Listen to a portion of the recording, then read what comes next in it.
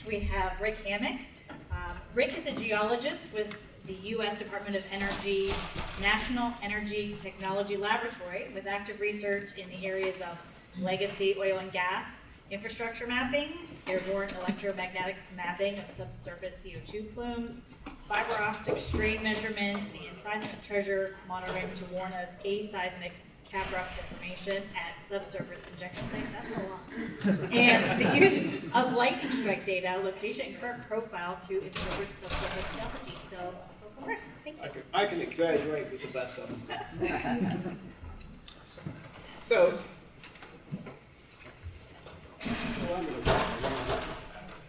am I loud enough for everybody to hear? Clear back in the back? Good? Okay, I prefer not to be anchored to one spot because I tend to walk around. So this project, the whole aim of this project is to take the techniques that the utility locating industry, the one call folks, have been using for decades, and to put those techniques on drones so that we can take advantage of being able to survey larger areas in less time. And probably before I should go on, I should introduce the team here. We're from the National Energy Technology Laboratory, and our subcontractor is the Colorado School of Mines. So we're both paid by your federal tax dollars, thank you very much. But I want to call special attention to two drone operators here in western Pennsylvania that donated their time and their equipment to this project, and that would be DeGoya Gray, as well as UAV exploration. So they've done an incredible job, and without them, we would not have a project to talk about today. So the whole aim of this project is to take these technologies, geophysical technologies, put them on a drone, and use them to survey larger areas. Now, what you're going to see from me today is not, you'll see us doing these surveys on an open field free of obstructions. But really our goal is to map pipelines that are laid through wooded areas, such as the one you see here. Or on further to the right, to design a drone survey that would go back and forth and survey pipeline corridor as it meanders through a residential area. So we think that we can do all these, but the first thing we need to do is to see just how high above the ground these technologies are still going to be useful to us. So that was the question number one. We looked at three different sensors, basically of two types. And people get these confused. So we have electromagnetic sensor, and we have two magnetic sensors, so don't get them too mixed up. The electromagnetic sensor has a transmitter. It works like the metal finders that people use at beaches and so forth. It costs a lot more, but it works the same way. It transmits an EM field into the ground where it encounters a conductor, in this case a pipeline, hopefully a gold doubloon, which would be nicer. And it induces a current to flow in that conductor in the ground, which in turn induces a secondary magnetic field, electromagnetic field, that is detected by the receiver in the other end of the instrument. This instrument is fairly large for a drone payload. It's about 6 feet long. That's to get the separation of the transmitter antenna coil and the receiver coil. And it weighs close to 10 pounds. So this is a pretty big payload for the drones that most contractors have. And in this case, we have to use a much bigger drone. This drone, for example, has a payload capacity of 20 pounds, and it'll fly for, well, it's supposed to fly for 45 minutes, 35 minutes. So it's a fairly large drone, but you don't see those very commonly with contractors. So that's the electromagnetic sensor that we're testing here. We also tested two magnetic sensors, and the difference between the two, one's a total field magnetometer. So it takes everything and measures it all and gives you one value. So that would be the top one. And there's been a lot of development here in developing these sensors, and it's an investment by the Department of Defense. I don't really know what they're using them for, but they're available for purchase now. And they're small, they're very sensitive, and they have low power requirements, so they're perfect for drones. And that's what would be in that upper drone there. You have to take that and build it into your own payload because you can just buy the sensor. So that's a total field magnetometer, the top picture on the right. The lower picture on the right is what we call a vector magnetometer. So it measures the magnetic field in 3 different directions. So this particular system, well, we got a loaner from the company. The company's Census is a German company. They sent us one over and let us test it for a month. So we compared it to the total field magnetometer up there at the top. And everybody wants to know what the cost of these different things are. Some of them we know quite well because we bought them. This thing is about $22,000, this instrument here.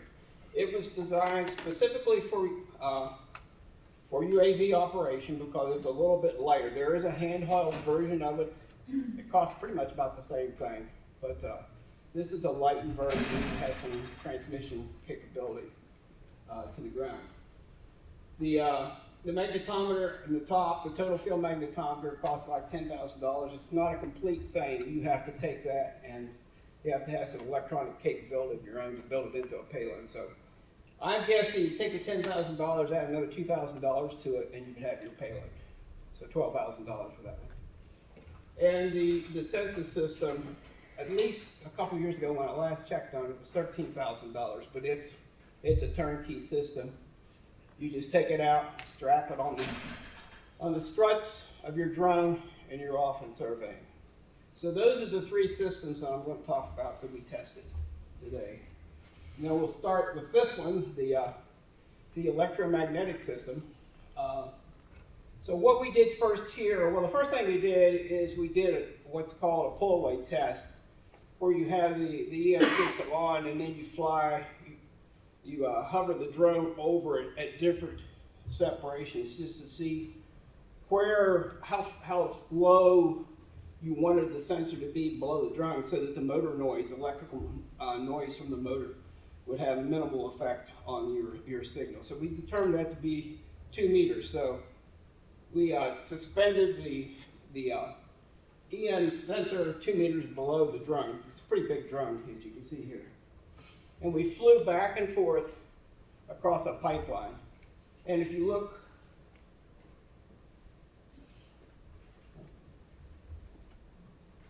see these bumps? So these are before we crossed the pipeline. So this was with the sensor 2 meters above the ground. It's not very far, but you can very clearly see where the pipeline is, both in the in phase, which is the same phase as the transmitter, or in what they call the quadrature. The in phase is green, the quadrature is in red, which is, the phase has been, it's either 90 degrees to 180 degrees out of phase from the transmitter. So either one works for this. But then you go up to 3 meters, so we're going from 2 meters to 3 meters high, and you see there's a reduction in the amplitude of the peaks, of the 4 peaks where you go over the pipeline, pipeline 2, 3, 4. And you also notice that they're broader. Then you go up to 4 meters, and it's a similar thing. Broader peaks, not as tall, not as high amplitude. Now, what this looks like if you grid this data. This is the pipeline at 2 meters. This background, the faded background here, is the same instrument. They're the handheld version of the same instrument in a walking survey. So if you were walking on the ground, this would be what utility locating people would do. And that's the kind of data that they would get. So you can see at 2 meters, it's very close to what the utility people would come up with. However, as you go to 3 meters, you see it gets broader and weaker, and then at 4 meters. So we did not fly any higher, but we did calculations to show that our signal would disappear into the noise floor at about 5 or 6 meters. And that was a showstopper for us because we knew we needed more than that altitude in order to do these surveys with the type of obstacles that are out there. So that's the end. I'm going to talk about the electromagnetic sensor, and now we're moving on to the two magnetic sensors. And then for this, we have a different field site. This was given to us by Range Resources, and then they very quickly sold this asset to oil well shares. Sorry about that. And once we tracked it down, when we started on this, it was owned by Range, and then when we finished at this site, it was owned by oil well shares. But the area that we're concentrating on basically is this area right in here. This is their GIS map showing their pipelines. These are gathering pipelines. And this pipeline that runs this way is a 4-inch diameter steel coated pipeline. And of course, it has a juncture here, and this pipeline that runs this way is a 2-inch diameter steel pipeline. And Mark told us whenever he gave us this map that they're not exactly accurate. So we went out with an electromagnetic sensor again and did a walking survey of the area. And indeed, we did find that you can see here is where the pipeline really is, and here's where it's mapped to be. So, and this one too. So the pipelines are slightly to the west of where they're mapped in this particular case, which was useful for us to know whenever we went and did the drone surveys. So we took a very systematic approach here, and a lot of it I'm not going to show you because we started at altitudes that were way too low. So we did not know how high to start and still be able to see these pipelines. So we started like at 3 meters off the ground. Went out and flew the survey. The sensor comes back with grass draped on it before it hit the ground. So what we found, and this was our first trip out there, so we went up in 1 meter increments, starting at 3 meters on up to 10 meters. But whenever we got back and analyzed the data, we found that we could see both the 4-inch pipeline and the 2-inch pipeline at the highest at 10 meters. So that was the end of our first project out there. So what I'm going to talk about today is the second time we went out there, where we actually started at 10 meters right here, which is the lowest, and then we went up in 10 meter increments, so 10, 20, 30, and 40 meters up. So that's what our test was for this. But in addition to those surveys, we also flew a recon survey of a much larger area, but much higher too. And then the last thing I want to mention is this, what we call a compensation survey. So this survey, well, the recon survey is flown a little over 60 meters up. The compensation survey is at over 120 meters. So it was flown at 400 feet, which is as high as you can legally fly a UAV. And I'll tell you the reason for that in just a few minutes. The recon surveys were flown on this rectangular area that you see here. And the reason that you fly these surveys, we thought that the altitude we flew these, we would not see pipelines, and that's true. But the thing about it is, even though you don't see pipelines, if there's a well there, that well shows up quite well. So this is a well. And what's kind of amazing about the magnetic surveys is a well, which is a round casing, very much like a pipeline, but it's vertical. You take that same casing out and you lay it on the ground horizontally, like a pipeline, and it's a much weaker signal, and it looks very much different. You'll see that later on. But the thing is, the pipeline signal, magnetic signal from the pipelines we're going to be looking for, is much weaker than this well. So this well we have to know where it is because we have to account for it because it's going to interfere with our survey. And the well, you can see it right here. It's that little blue dot. That is the well that causes that huge anomaly that you see there.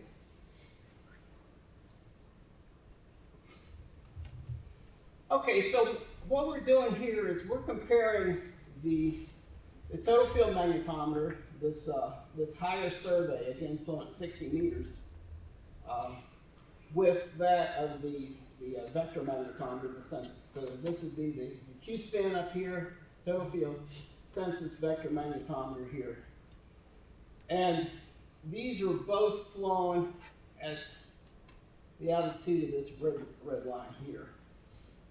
So two different, this is the maps of the total magnetic intensity. So that's like the first measurement you get when you grid that up. That's what you come up with.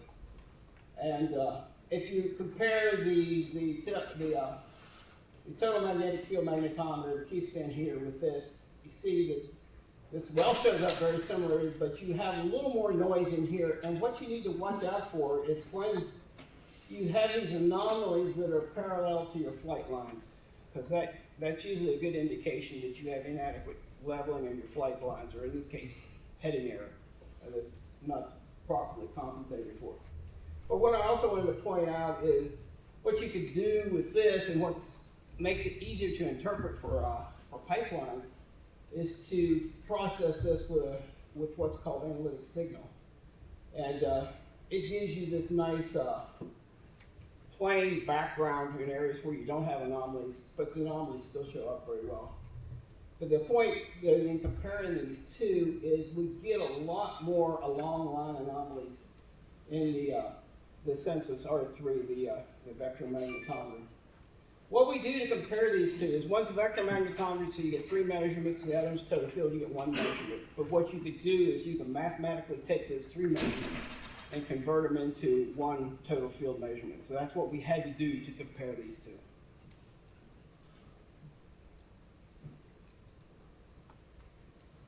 Now this is where we flew this is the lowest one here, the 10 meter height flight. And for what reason we flew this as a spiral survey. Mainly, it's called an Archimedes spiral. I don't think you're going to find that in any of your flight planner software because we had to come up with it ourselves. And there was a reason for it because we thought that the best way to detect a pipeline was to fly the sensor across it at a near 90-degree angle. And if you were just flying a serpentine survey, there's always a chance that the line of your survey is parallel to the pipeline that you're trying to sense, and you may never cross it. So that's why we decided to fly these spiral surveys. They were a nightmare as far as compensating for heading error and things like that, which we learned later on. But so this is again a comparison of the total field magnetometer in the top with the vector magnetometer in the bottom. And this is what a pipeline looks like in a map that just is mapping total magnetic intensity. So it's not the nice continuous anomaly that you see like with electromagnetic sensor. Instead, you have highs, you have lows. And that's because that pipe, which has your magnetic field coming out the end of it, each segment of that has a magnetic field. So it's either high or low depending on just how it's oriented. So that's why you see that's sort of a signature, which is difficult for most people to interpret unless you're used to that. And that's why we recommend converting that using the analytic signal conversion of it. Because now, instead of this, you have this, which is that 4-inch pipeline right here. And it's very strong. But you can also see, at this 10-meter height, you can also see the 2-inch pipeline going on here. Now, if you go down and look at from the vector magnetometer, it's a little more confusing. But the 4-inch pipeline shows up quite well, and also in the analytic signal. The confusion comes from the 2-inch pipeline. It's visible in both in both the vector as well as the total field magnetometer. It's just that there's other sources of noise in here that adds confusion. And in particular, I'm talking about this one right here, which in the spiral survey, that's where the drone starts out. And what the drone does is it goes out to the start of the survey, it hovers there for a while, gathers its bearings, and then it takes off. But it takes off with such a sudden lurch that it introduces an anomaly in the magnetic signal.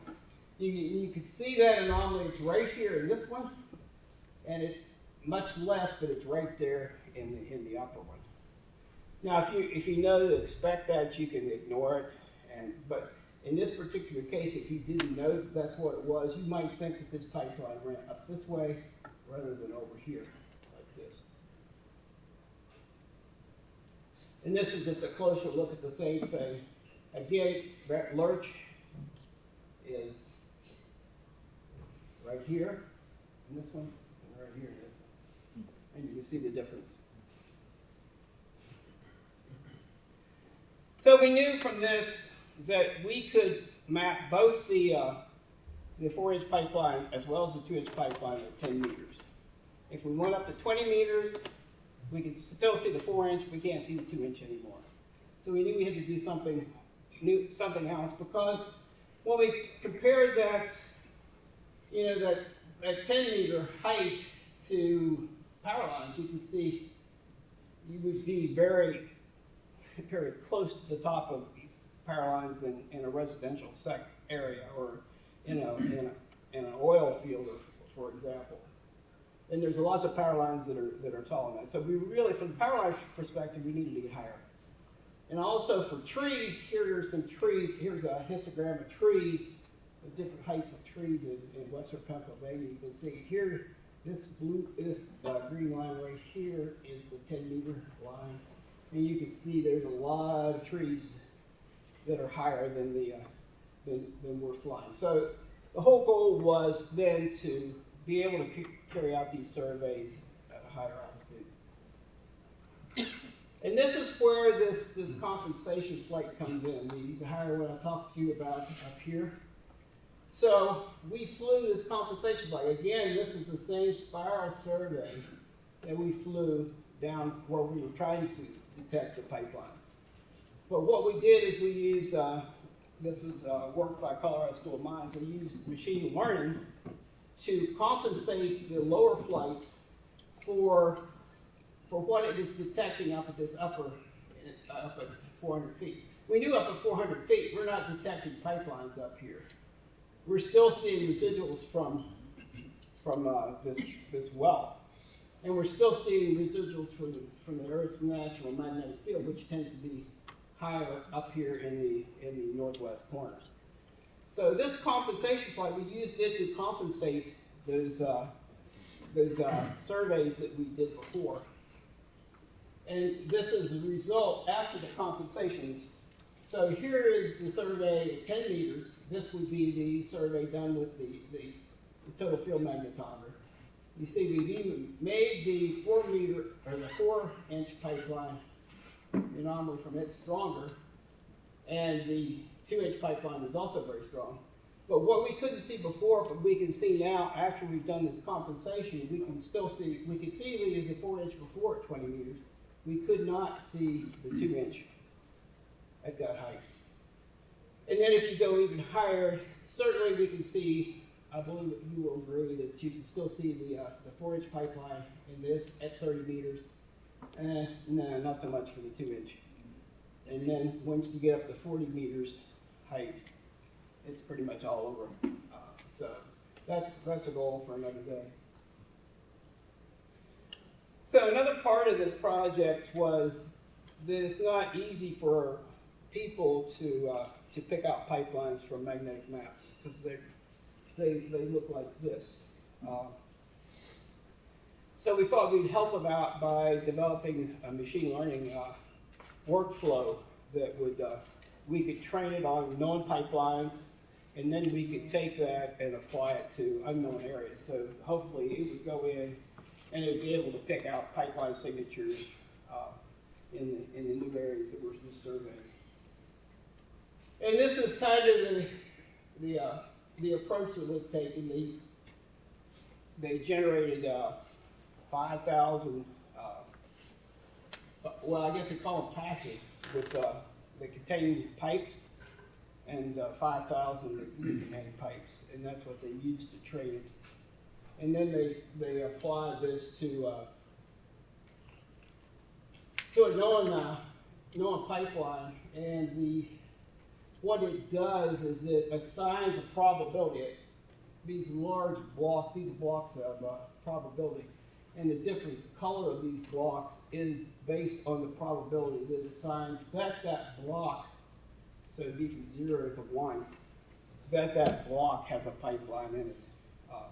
So they started out with fairly large blocks, and then they tried it again with blocks that are smaller. But you can still see that the higher probabilities tends to align with where we know there to be a pipeline signature. So this is still a work in progress, and hopefully we're not doing this onshore anymore. We're doing this offshore in the Gulf of Mexico, but we're using the same approach. So to kind of summarize everything,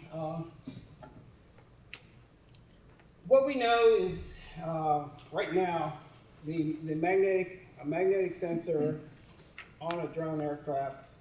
We're surveying an area, and the pipeline we're looking for is a 4-inch diameter steel pipeline. We can comfortably say that you'll be able to detect that at an altitude of 40 meters. That's with the compensation that we discussed earlier. If the pipeline is only 2 inches in diameter, as many of them are, you're going to have to be certain that you're going to detect it, you're going to have to drop from, I guess the first one's 30. Did I say 40? Yeah. I think 30 is probably the best for the 4-inch one. And then the 2-inch one, you can comfortably predict that you're going to detect it at a 20-meter altitude above ground. And the results I presented here kind of point that if you're going to buy a magnetic sensor, you should buy the Q-spin rather than the Census 3 component. Although I must tell you, I just looked at the Census website the other day, and they've included an attitude measuring device in theirs, which might improve the compensation.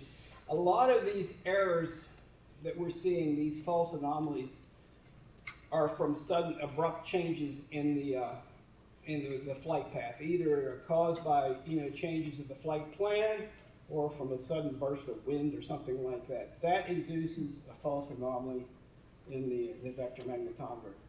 But this attitude sensor in there might be able to compensate for that and remove it. And if that's the case, then probably both the total field magnetometer and the vector magnetometer would be adequate for this purpose. And that's what I was talking about, the sensor attitude. And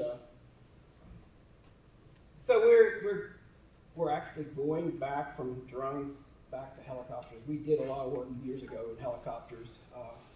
And when these small sensors came on, we went from there down to the drones. But there is a very complicated, very nice full tensor magnetic radiometer that's been developed. It's heavy, so it can only be called by a full manned helicopter. But so we're just going to, this fall, maybe this winter, we're going to fly that for the first time. And that might give us a lot more information than we've ever had before, but it may also be just overcomplication of a simple application.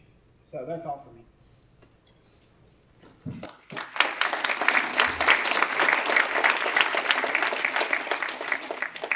Yes, sir. Question about comparing this either magnetic or other methods for drone-based detection for pipelines versus standard radio detection locate. What sort of applications do you see that advancing when you use that drone-based survey? Versus radio detection? You mean like with Lawn locate. ground, Lawn. we've done that, and, well, certainly, that's, if you can put that system on a UTV or something and drive the pipeline corridor, that's gonna give you a much better, more precise location of where the pipeline is. Just like any walking survey, that's gonna be better. The only reason to go to a drone is for speed. And maybe if you have access issues, land over problems, things like that, then the drone might be better if you're not allowed on the pipeline. Yes, that sort of thing. But yeah, if you're on the ground, what we're talking about here is not going to beat that. For sure. Yes, sir. Historic protection and code matters, do you have to come to site for that when you use this? No, you don't. It makes no difference whether it's coded or not. I probably shouldn't even mention it.